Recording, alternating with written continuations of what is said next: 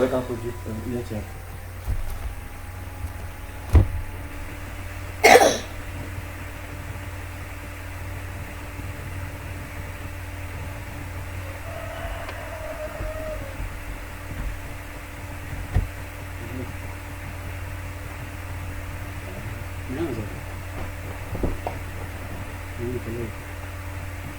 No, wapenzi watazamaji na wasikilizaji, tena ni masaa mengine. Ningependa kuwakaribisha katika masaa haya.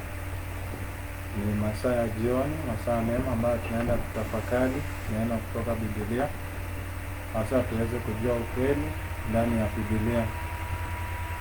Ningependa kushukuru Mungu kwa sababu ametulinda sabia asubuhi hadi masaa haya. Pia Mungu ni mwema, ameweza kutujalia mibaraka sahaba na pale, na tashukuru Mungu. Sasa haya ningependa kuwakaribisha katika kipindi cha mchana ambao ni kipindi cha kuchunguza Biblia. Nikiwa wako mimi na Daniel, na mwenzangu atakaye kuwa mzungumzaji wa leo atakuwa ni Lamek. So ningependa aweze kuandamana nasi ili tuweze kusoma kwa pamoja na tuweze kutafakari yaliyokuwa kutoka kwa Biblia. So masaa haya ningependa niombe tuweze kuimba wimbo mmoja ili tuweze kuanza mazungumzo yetu na kipindi chetu. Ningependa kukaribisha tuweze kuomba. Baba yetu, asante kwa kutuongoza katika masaa haya, na zaidi ya yote umekujalia masaa haya tuenda kutafakari neno lako. Naomba kwamba tuongoze, tuweze kutupa hekima, yale ambayo tutakana kutudia siku ya leo yawe manufaa katika maisha haya na maisha yajayo. Atakaye kuwa akiwakilisha hiki kipindi na mkabidhi mkononi mwako, usidi kumuongoza na usidi kumpea hekima ili tuweze kufanya leo mapenzi yako. Kwamba kwamba wewe nasi, kwa sababu tunaomba katika jina la Yesu aliye Bwana mkombozi wetu. Amen. Ningependa tuandamane katika nyimbo zetu za Kristo. Nambari ni 120.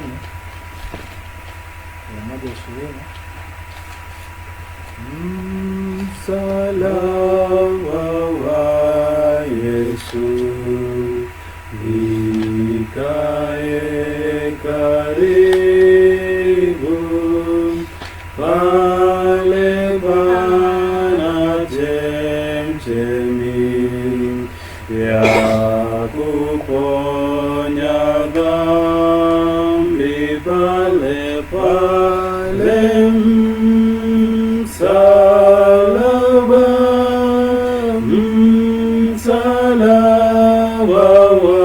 wake ni sifa yangu kwa maisha yote. Karibu msalaba,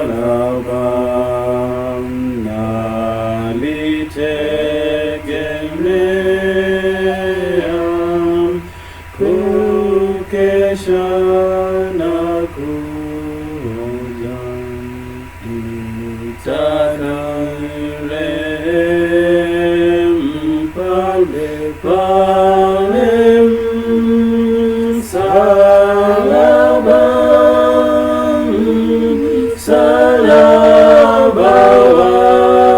wake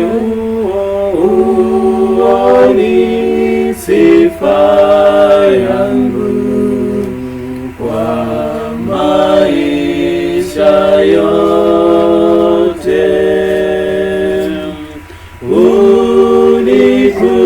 Unikumbushe Yesu,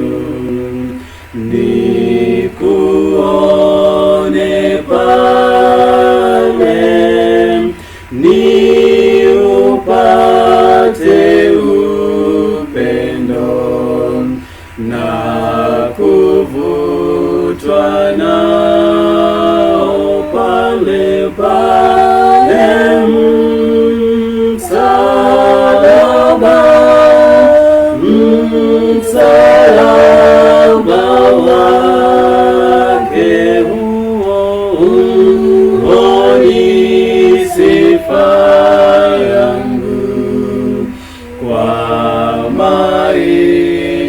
yote. Karibu msalaba kwa kutegemea, kukesha na kungoja, nitakaa pale pale pale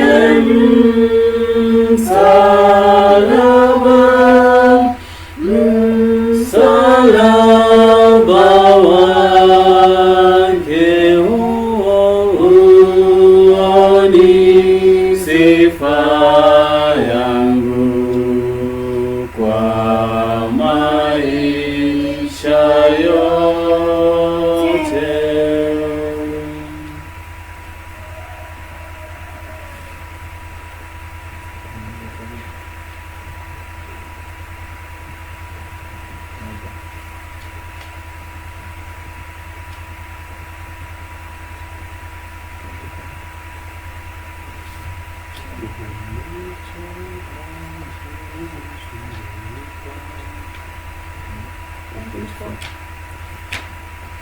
Number 124. Umechoka, umechoka, je umesumbuka? 36. Umechoka, je umesumbuka? Mwambie Yesu sumbuko lako, unayalilia yapitayo. Mwambie Yesu pekee, mwambie Yesu sumbuko lako, yu rafiki amini. Hakuna rafiki kama yeye, mwambie Yesu pekee. Je, machozi ya kulengalenga, mwambie Yesu sumbuko lako.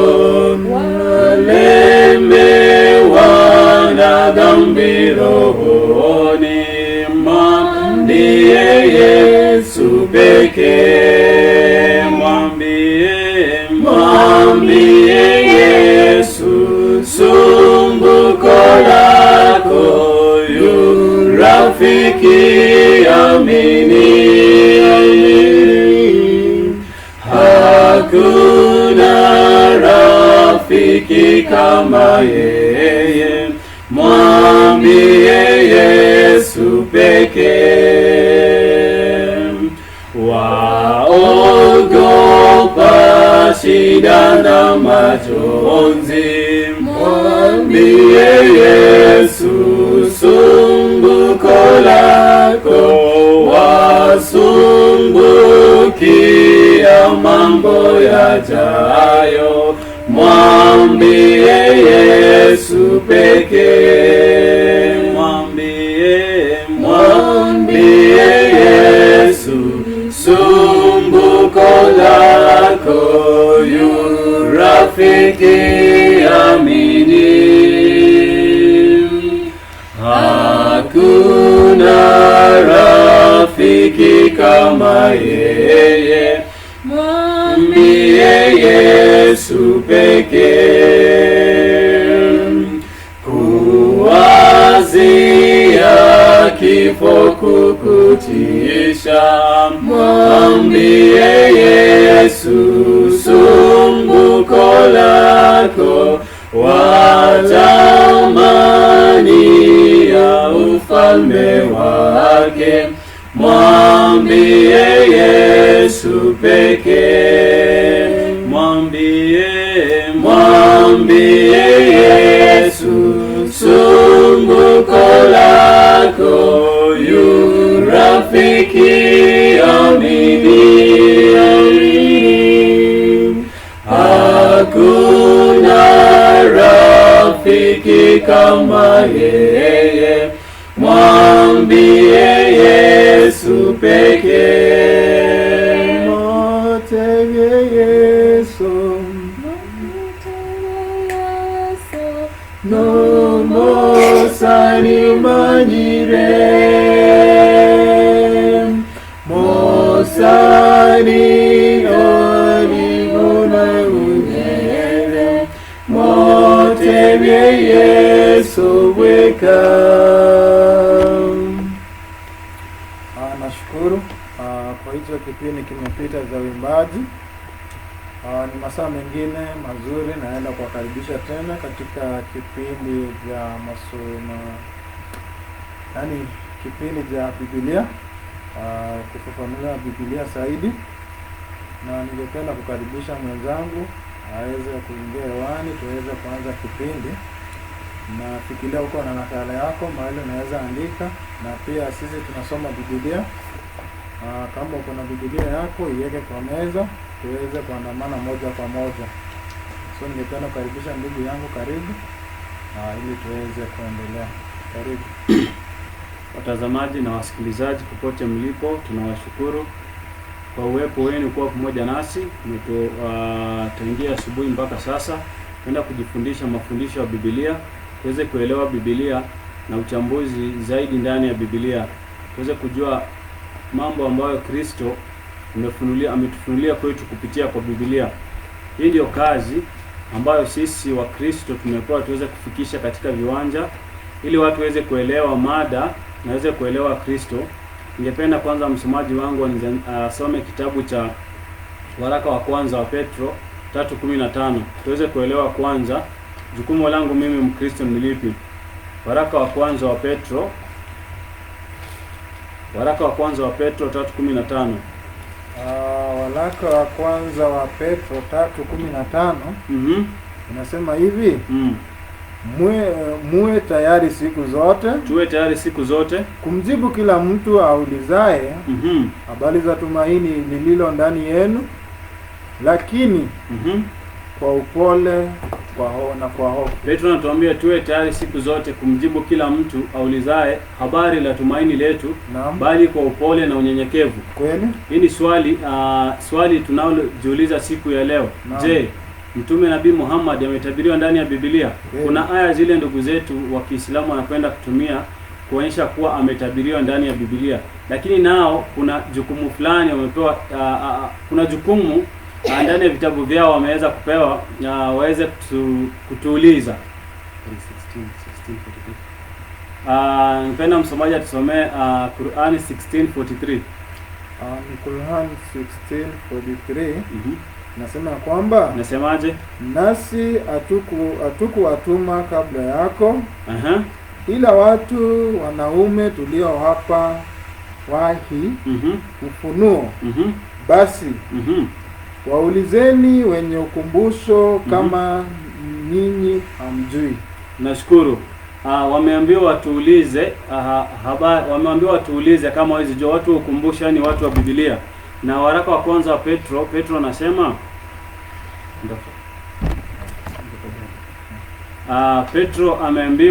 Petro ameulizwa, ametuambia tuulizwe, tuwe tayari kila wakati kumjibu kila mtu kulingana na tumaini tulilopewa ndani yetu. Sasa siku ya leo tutaenda kuangalia aya 3-4 hivi ambazo ndugu zetu wa Kiislamu wanapenda kutumia kuonyesha kuwa Nabii Muhammad ametabiriwa ndani ya Biblia. Popote mlipo, siku moja kijana mmoja akaniambia niweze kuwauliza walimu wao. Mwalimu mmoja ni walimu kutoka kule Tanzania, aweze kumuuliza, aweze kunifafanulia kwa Muhammad amefunuliwa ndani ya Biblia. Lakini kuna jambo Biblia imetuambia tusiende kuuliza. Isaya 34:16. Aliniambia niulize wanadamu, lakini mimi Biblia inaniambia nifanye nini? Yaani niambia niulize wanadamu. Niweze kuona je, Muhammad ametabiriwa ndani ya Biblia? Wao wanazungumza wakisema ametabiriwa. Tutaenda kuchambua hizo aya moja baada ya nyingine, tuweze kufahamu, kuleta ukweli huu ambao ndugu zetu wameweza kuificha na kuwapelekea ndugu zao katika imani na kuwapotosha kwa maandiko haya. Isaya 34:16. 34 Isaya 16 inasema hivi. Nasema Tafuteni katika vitabu za Tumeambiwa Bwana. tutafute katika vitabu vya Bwana. Ana maana ni mwalimu. Aha. Tafuteni katika vitabu za Bwana mkasome. Tutafute katika kitabu cha Bwana, bali nisienda kutafuta kwa mtu aweze kunielezea. Mkasome. Aha. Tukasome. Hapana katika hao. Hapana katika hao. Wote atakayekosa kuwapo. Yote atakuwa ndani. Utabiri wa Muhammad uko kama utabiri huo wanasema katabiriwa ndani ya Biblia. Tunataka kuangalia, je, utabiri huu ni ukweli? Kwa sababu unaposoma kitabu chao wanakiita Qur'an, unaposoma 87 18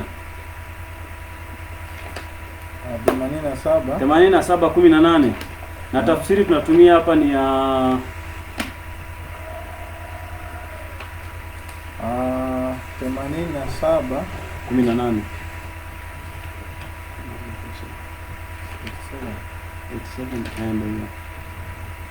87 verse 18. 87:18 ni kitabu cha Qur'an. 87:18. Maana yake haya mlioambiwa kwamba mwenye kufusu ni mwenye kujitakaza akamkumbuka Mola wake.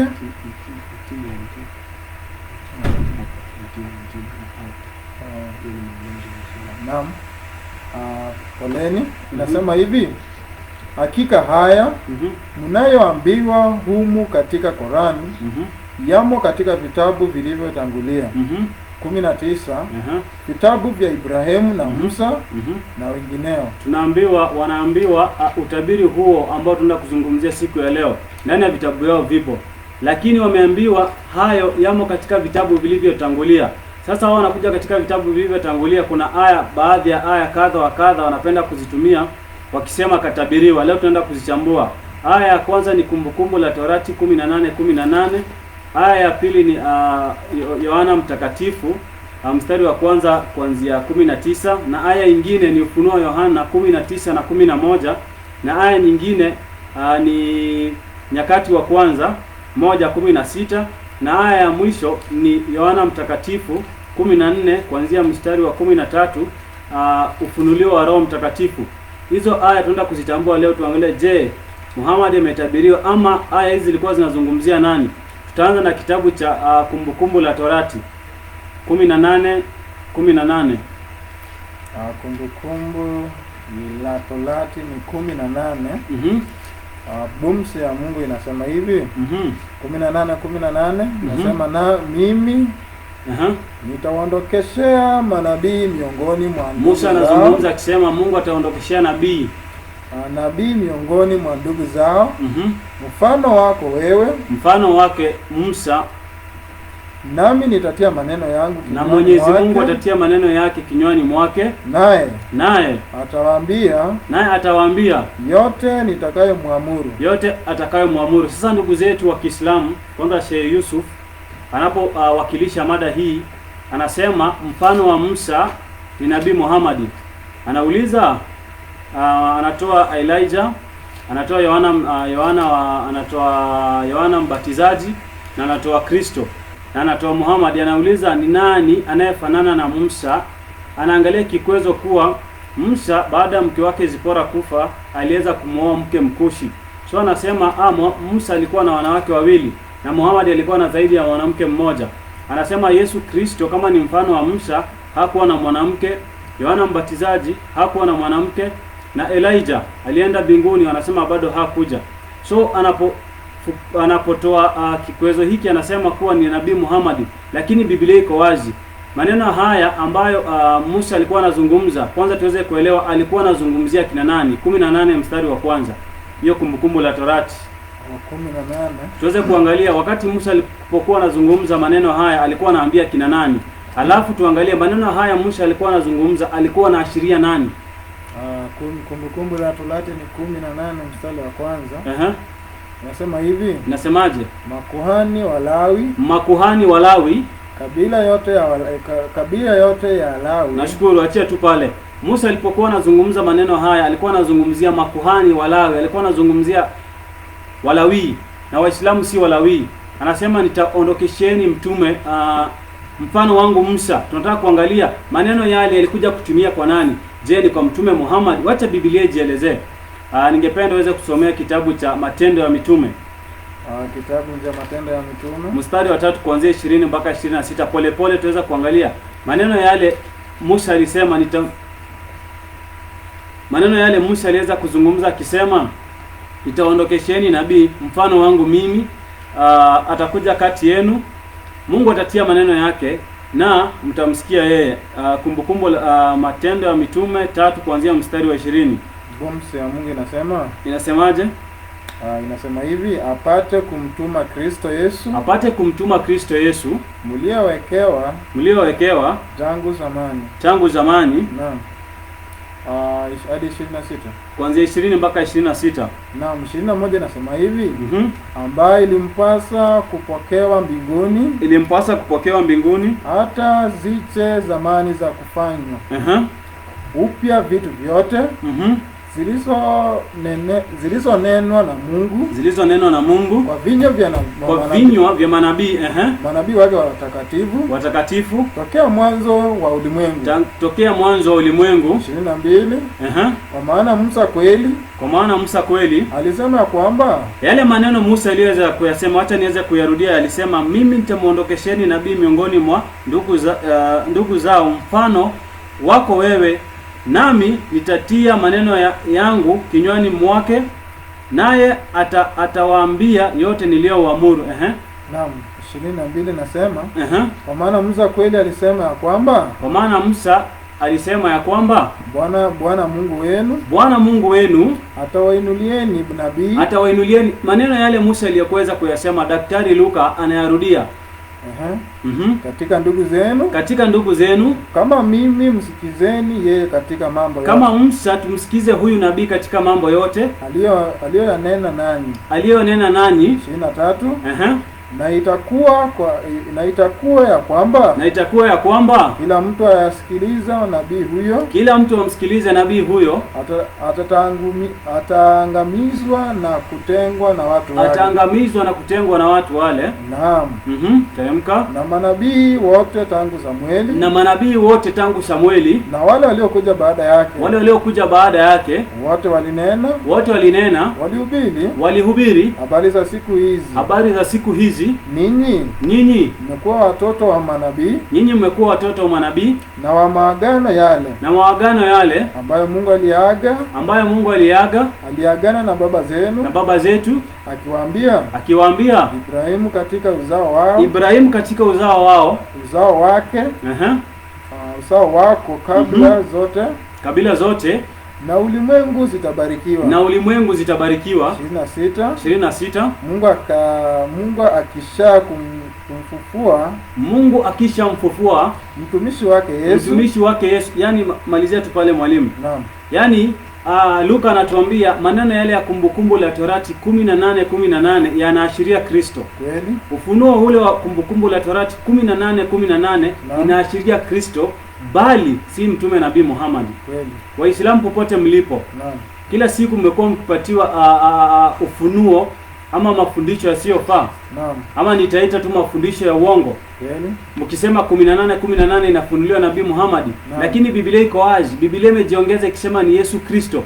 Nataka tuweze kuangalia vigezo viwili vitatu vinavyothibitisha kuwa Musa na Bwana Yesu Kristo, nabii huu ulikuja kwa Musa. Kwa maana Waislamu wanasema Isa ibn Maryam ni mtoto ni mtumwa Mwenyezi Mungu. So kama hiyo Musa alikuwa anamzungumzia mtume nani? Isa, Yesu mwana wa Mariamu. Tunataka kuangalia tu kigezo kimoja ama viwili tuweze kuangalia. Je, Musa ulifanya nini na ikafanyika na Yesu? Je, Muhammad alifanya hiyo? Naam. Kumbukumbu la Torati 9:9. Kumbukumbu la Torati kitabu ni cha Deuteronomy 9:9. 9:9. Mwalimu wangu napita huko. Je, tuangalie, je, ulifanya jambo fulani? Kristo alifanya jambo fulani. Je, Mtume Muhammad alifanya hilo? Kumbukumbu la Torati 9:9. Nasema hivi. Na hapo nilipokwea mlimani. Hapo Musa alipokwea mlimani kwenda kuzipokea mbao za mawe. nazo ni mbao za agano Bwana. Acha nirudia. Na hapo nilipokwea mlimani kwenda kuzipokea mbao za mawe, nazo ni mbao za agano Bwana alilofanya nanyi.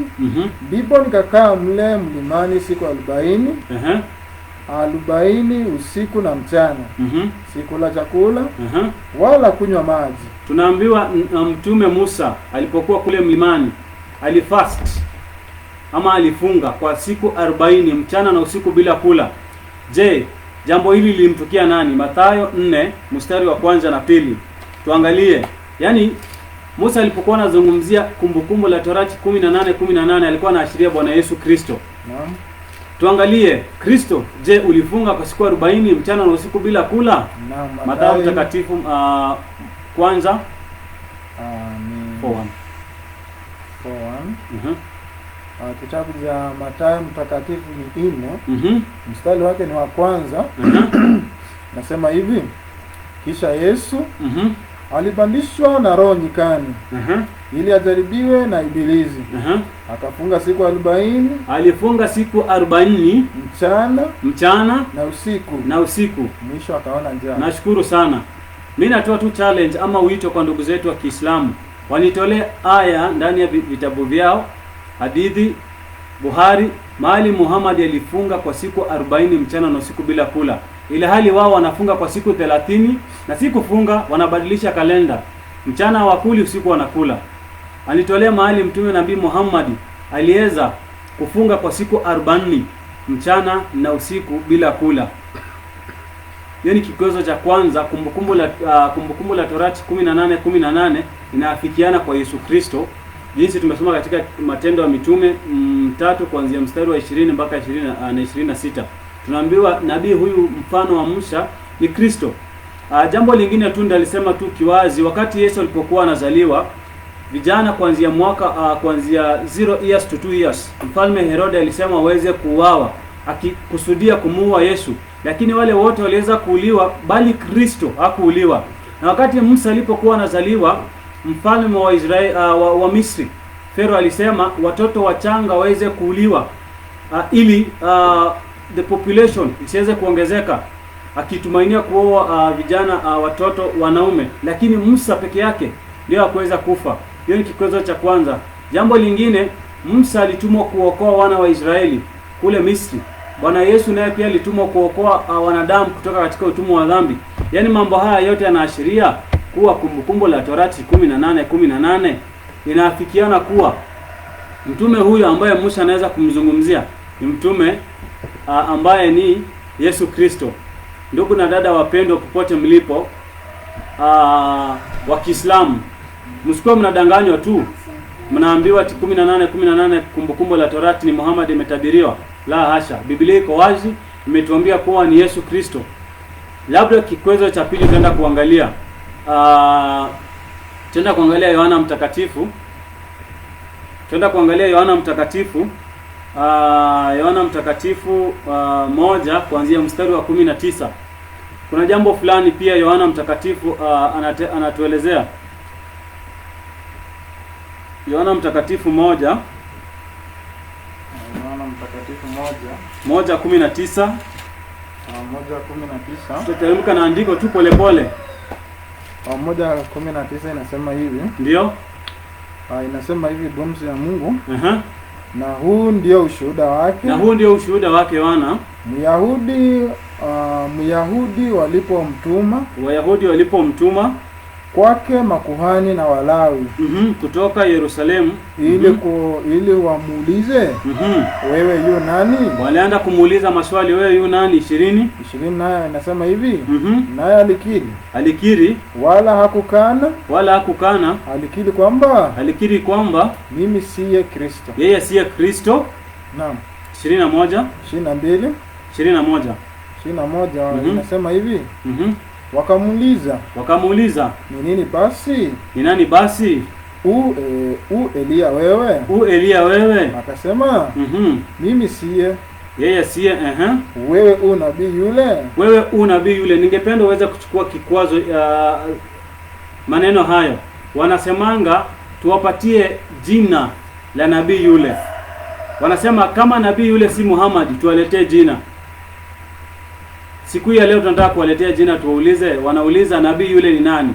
Lakini sasa siku ya leo tungependa kuonyesha nabii yule ni nani. Endelea tunayo andiko, alafu tutawaletea nabii yule katika Biblia ni nani. 22 soma 25 inasema hivi. Wakamuuliza, wakamwambia, mbona basi wabatiza ikiwa wewe si Kristo, wala si Elia, wala si nabii yule. Yohana akawajibu, nashukuru. Wakamuuliza swali tena, mbona unabatiza kama wewe si Elia, si Kristo, ama si nabii yule? Na wanakuwa wakiuliza nabii yule ni nani. Biblia inajielezea yenyewe tuweze kujua nabii yule ni nani. Luka mtakatifu 6:14. Yohana mtakatifu, samahani, Yohana mtakatifu 6:14. Yohana. Samahani mwalimu. Ni 6:14. 6:14 inasema hivi. Inasema basi. Swali tunaenda kujiuliza hapa, tunajaribu kutafuta answer ama suluhisho, nabii yule ni nani? Kwa sababu wameuliza, ndugu zetu Waislamu wanatulizanga, kama nabii yule si Yohana Mbatizaji, je, ni nani? Kwa kikwezo hiki wanaweza kusema kuwa mtume wao nabii Muhammad ametabiriwa ndani ya Biblia.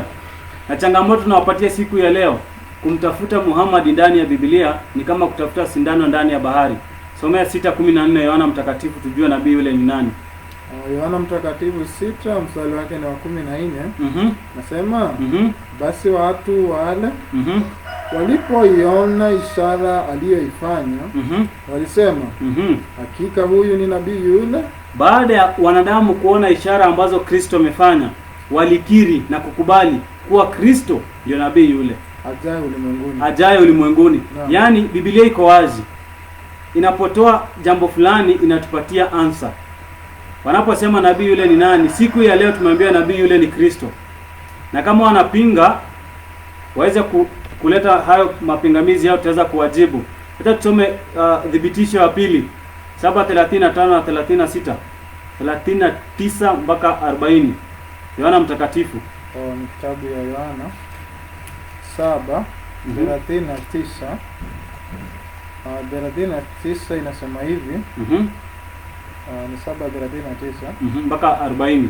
Inasema hivi, na neno hilo alilisema katika habari ya Roho ambaye wale walimwaminio wakampokea baadaye, kwa maana Roho alikuwa ajaja kwa sababu Yesu alikuwa hajatukuzwa. 40. Basi wengine katika mkutano walipoyasikia maneno hayo walisema hakika huyu ndiye nabii yule. Naam. Hiyo swali amekuwa akiuliza kwanza Sheikh Yusuf popote alipo, amekuwa akiuliza nabii yule ni nani? Lakini Biblia imetuambia nabii yule ni Kristo. Na kama kuna pingamizi zaidi ya hiyo, tunamwalika aweze kutoa pingamizi zake na tuweze kuangalia ndani ya maandiko. Hiyo ni dhibitisho wa pili ambao anaweza kutumiwa akisema mtume wao katabiriwa ndani ya vitabu. Wanasema mtume wao katabiriwa ndani ya Biblia. Jambo la kwanza tumeangalia Kumbukumbu la Torati 18:18 inamzungumzia Kristo. Jambo la pili nabii yule inamzungumzia bado Kristo. Tunataka kuangalia Ufunuo Yohana 19 tuanzie 11. Hapa sasa ndio wanasemanga hii imetokea Muhammad. Hapa ndio utaona vibwenga na sarakasi ambao wanaweza kutuletea hawa vijana na ndugu zetu katika Adamu, bali ni adui zetu katika imani Waislamu. 19 mstari wa 11. Ufunuo Yohana 19 mstari wake ni wa 11. Nasema, kisha nikaziona mbingu zimefunikwa. Yohana wa Patmo anasema kisha kaziona mbingu zimefunguka. Na sijafunguka labda sinarudia nirudie. Kisha nikaziona mbingu zimefunuka. Na tazama, farasi mweupe, na yeye aliyempanda aitwaye Mwaminifu. Haya, ndugu zetu wanasema baada ya kuona mbingu zimefunuka na aliyempanda huyu na akaona farasi mweupe na aliyekaa juu yake anaitwa aliyempanda, samahani, aitwa mwaminifu na wa kweli. Endelea. Katika haki hawahukumu na kufanya vita. Sasa wanasema tuambie huyu ni nani aliyeketi katika farasi huyu. Endelea 12.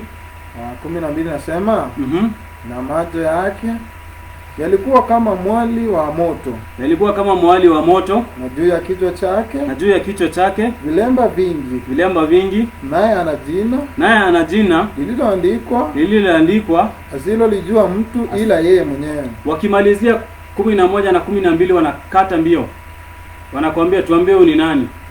Teremka na 13 nasema hivi, naye amevikwa vazi lililojovya katika damu, na jina lake yaitwa Neno la Mungu. Yaani tunaambiwa aliyeketia lile farasi anaitwa Neno la Mungu. Wacha tufahamu neno la Mungu ni nani. Yohana 1:1. Kitabu cha Yohana 1:1. Hapo mwanzo. Na Mungu akizungumza katika kitabu cha Ufunuo Yohana anatumia mifano. Unaposoma kitabu cha Hosea 10:12 tunaambiwa Mungu anatumia mifano kupitisha ujumbe katika kitabu hiki cha Ufunuo Yohana.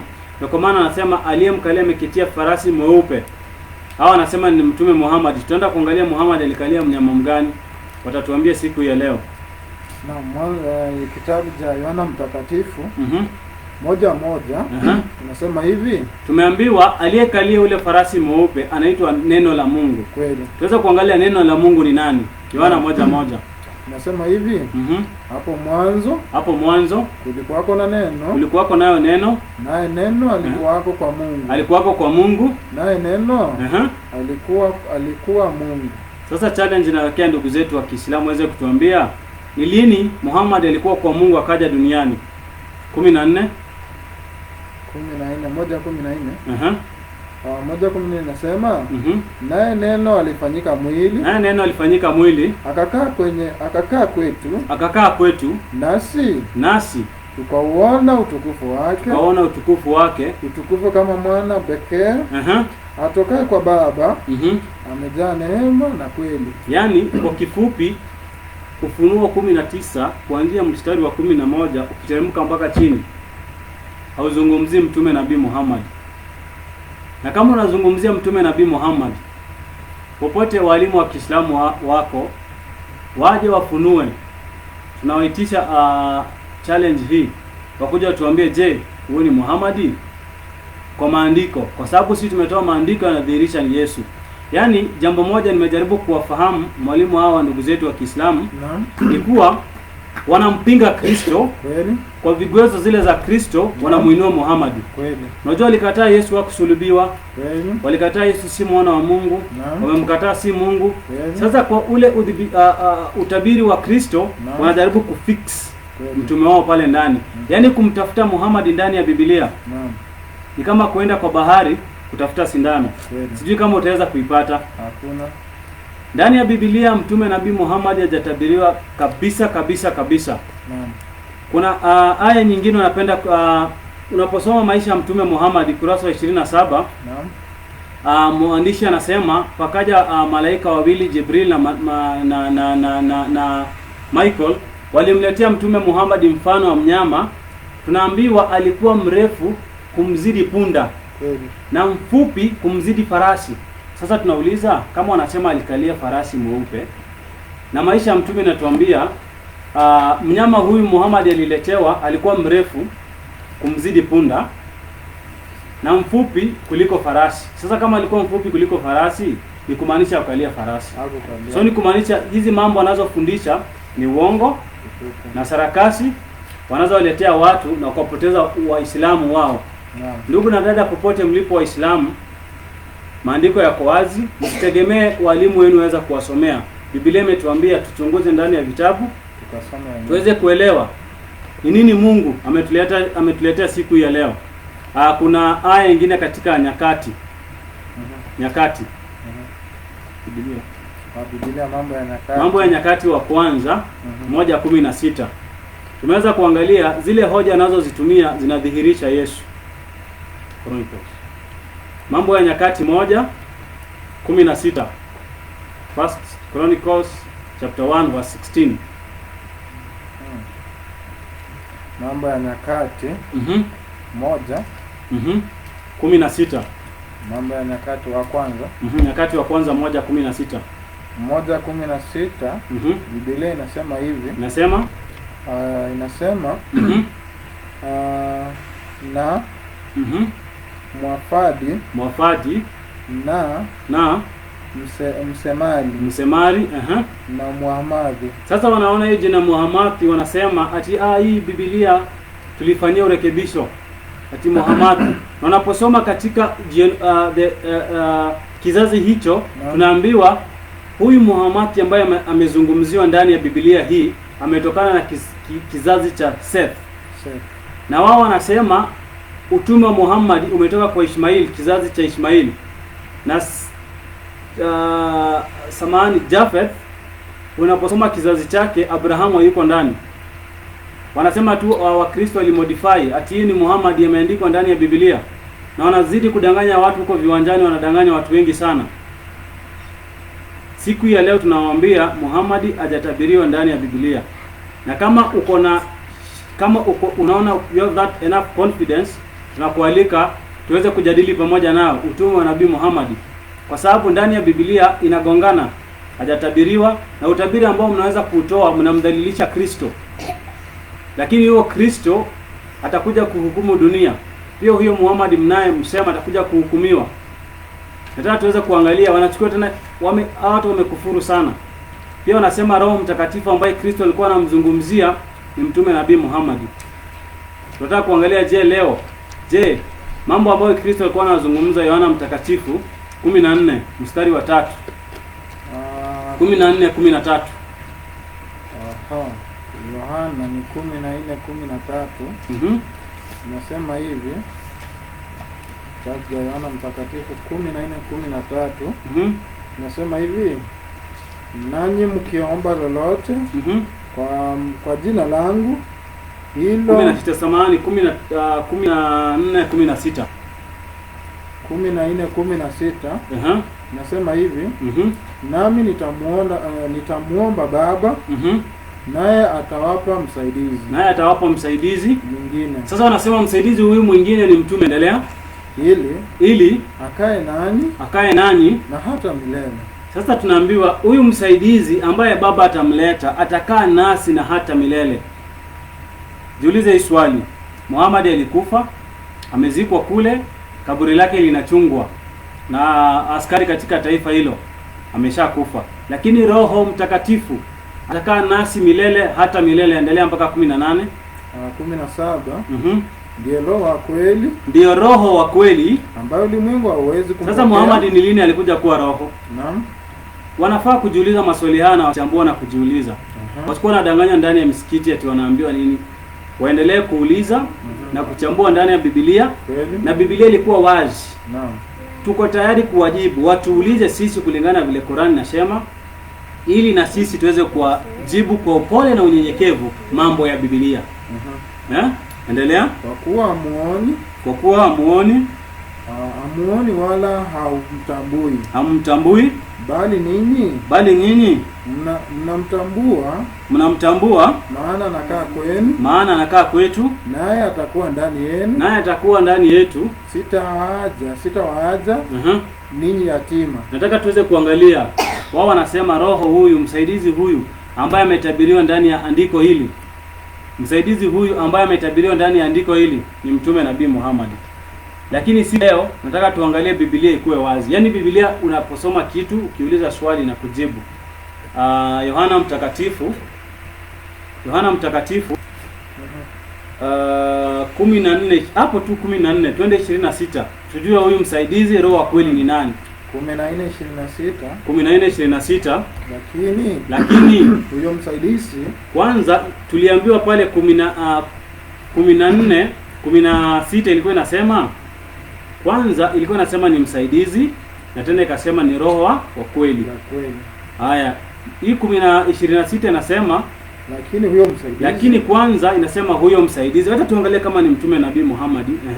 Lakini huyo msaidizi, huyo Roho Mtakatifu. Msaidizi huyo ambaye Kristo alikuwa anamzungumzia ni Roho Mtakatifu, ambaye Baba atampeleka kwa jina langu, atatufundisha yote, kuwakumbusha yote niliyowaambia. Yote Kristo aliyotuambia, yani atatukumbusha. Yani Biblia iko wazi, msaidizi ambaye Kristo anazungumzia ni Roho Mtakatifu na atakaa ndani yetu. Sasa ni challenge ama changamoto kwa ndugu zetu wa Kiislamu, kwa sababu nachukua kikwezo kile kuwa unaposoma Yohana Mtakatifu 20:22, baada ya Yesu kufufuka aliwapulizia Roho Mtakatifu. Sasa nakuuliza, kama alipuliziwa Roho Mtakatifu ni kumaanisha Roho Mtakatifu alikuwa hapo. Huyu msaidizi mwingine Kristo anasema atakuja ni nani? Lakini nataka kuweza kufafanua jambo fulani kwa hapa. Jambo la kwanza ni kuwa Roho Mtakatifu alikuwako tangia mwanzo. Unaposoma Mwanzo 1:2 tunaambiwa Roho wa Mungu alikuwa anapita juu ya vilindi vya maji. Angalia siku ya leo kuwa Roho Mtakatifu alikuwako tangia mwanzo. The problem na ndugu zetu wa Kiislamu wanaangalia Roho Mtakatifu kwa maana Kristo pia yeye alikuwako tangia mwanzo, lakini the manifestation ya Yesu Kristo inapokuja tunamwona manifestation ya Kristo na Roho Mtakatifu yuko, lakini the manifestation bado yake haijafika. Kwa maana Kristo kabla ya kuzaliwa kama mwanadamu alikuwako tangia mwanzo. Unaposoma Yohana 17:5 anasema Mungu nitukuze na utukufu ule tuliokuwa nao kabla ya misingi ya dunia kufanywa. Kristo alikuwa katika uumbaji. Kristo alikuwa kabla ya kuja kwa katika dunia hii.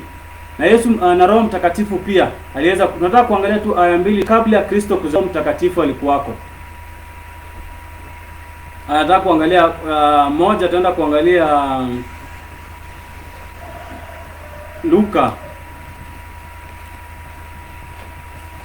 1:41 na 42. Kabla ya Kristo kuzaliwa Roho Mtakatifu alikuwako. Pia kwa Agano la Kale tutaangalia kama Roho Mtakatifu alikuwako. But Roho Mtakatifu wa Kristo naye mzungumzia ni kumaanisha his manifestation itakuja.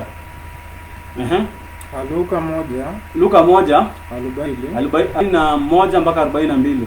41 na 42.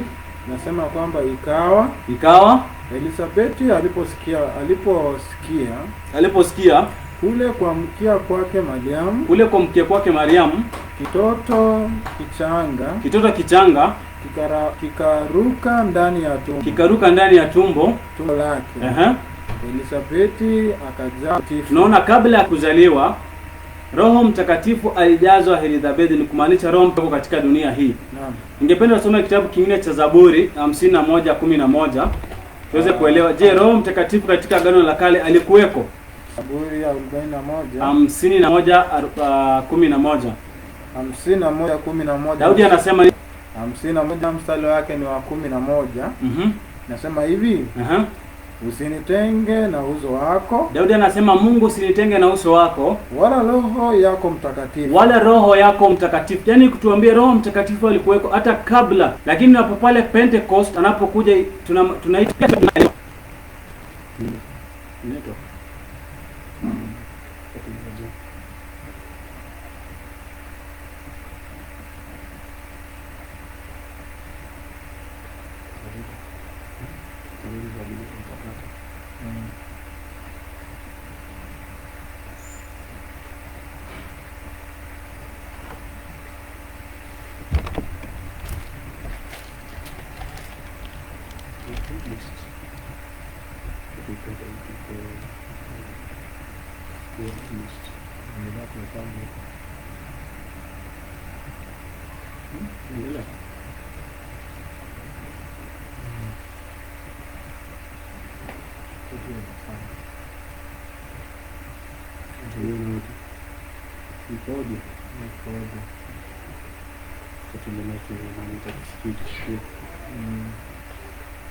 Zaburi 51:11 nasemaje?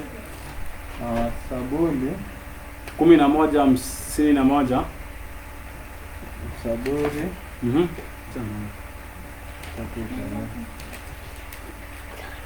naam, Zaburi 51:11. Samahani, 51:11. Usinitenge na uso wako, usinitenge na uso wako, wala Roho wako Mtakatifu, wala Roho wako Mtakatifu usiniondolee. Ni kumaanisha Daudi anazungumza akisema kuwa Roho Mtakatifu alikuwako wakati Daudi alikuwa katika dunia hii. Ni kumaanisha wakati huo Mtume Muhammad alikuwa na exist? Hakuwa na exist. Ni changamoto siku ya leo. Mimi naleta challenge kwa ndugu zetu wa Kiislamu waweze kufahamu kuwa kama wanasema aya hizi wanazozitumia katika midahalo kule mitaani wakisema kuwa imetabiri Muhammadi ndani ya Biblia, waje tukae chini tuchambue Biblia. Kama wafahamu Biblia, wacha sisi tuwafundishe Biblia jinsi inavyostahili kusomwa na kuweza kuielewa. Nashukuru wote ambao wameweza kujumuika pamoja nasi na kusikiliza injili hii na kufahamu uongo ambao ndugu zetu wa Kiislamu wamekuwa kitumia. Kama siku zote mbarikiwe na Mungu azidi kuwabariki. Tutamaliza kwa ombi na tuweze kuomba. Mfalme wetu na Mungu wetu uishie mahali pa juu, tunalisifu na kutukuza jina lako Mfalme. Tutakapomaliza kipindi hiki kuwa pamoja nasi, tuna imani jumbe huu umeweza kuwafikia wengi na kufahamu kuwa Mtume Muhammad hajatabiriwa ndani ya Biblia. Hizo ni vioja na sarakasi za walimu wa Kiislamu. Kuwa pamoja nasi, wape nuru ya Kristo waweze kumjua. Kwani ombi letu kupitia kwa jina la Yesu Kristo, ile mwana mkombozi wetu. Amen.